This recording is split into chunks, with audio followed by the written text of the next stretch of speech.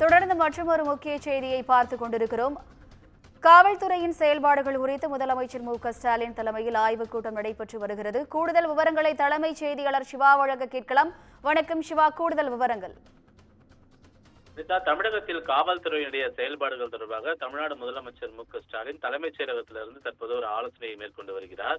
குறிப்பாக தமிழகத்தின் பல்வேறு மாவட்டங்களில் சட்டம் ஒழுங்கு தொடர்பான நிலைகள் குறித்து பல்வேறு எதிர்க்கட்சிகள் தொடர்ந்து பல்வேறு கேள்விகளை கேட்டறிந்து வரக்கூடிய நிலையில காவல்துறையினுடைய செயல்பாடுகள் எவ்வாறு இருக்கிறது, காவல்துறையில் இருக்கக்கூடிய பிரச்சனைகள் என்ன, சட்டம் ஒழுங்கை பாதுகாப்பதில் இருக்கக்கூடிய சிரமங்கள் என்ன, சட்டம் ஒழுங்கு எவ்வாறு பாதுகாக்கப்படுகிறது, எவ்வாறு பின்பற்றப்படுகிறது, ஒவ்வொரு காவல் நிலையங்களிலும் போதுமான வசதிகள் செய்து தரப்பட்டிருக்கின்றனவா, அவர் காவலர்களுக்கு ஏதேனும் பிரச்சனைகள் இருக்கின்றனவா என்பன போன்ற பல்வேறு விவகாரம் தொடர்பாக காவல்துறையுடைய செயல்பாடுகள் குறித்த ஆய்வுக் கூட்டம் என்பது முதலமைச்சர் மு.க.ஸ்டாலின் தலைமையில தற்போது தலைமைச் செயலகத்தில் நடைபெற்று வருகிறது. குறிப்பாக அடுத்த சில நாட்கள்ல சட்டப்பேரவை கூட இருக்கக்கூடிய நிலையில இது குறித்து தொடர்பான விரிவான ஆய்வுக் கூட்டத்தை முதலமைச்சர் மு.க.ஸ்டாலின் தற்போது நடத்தியிருக்கிறார். இந்த ஆலோசனை கூட்டத்தை பொறுத்தவரை தலைமைச் செயலாளர் முருகானந்தம் இந்த ஆலோசனை கூட்டத்தில் இடம்பெற்றிருக்கிறார்.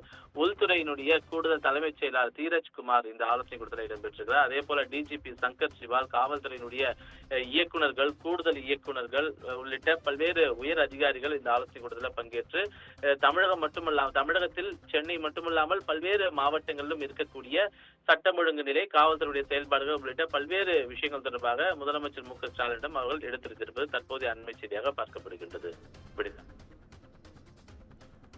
கூடுதல் விவரங்களுக்கு நன்றி சிவா.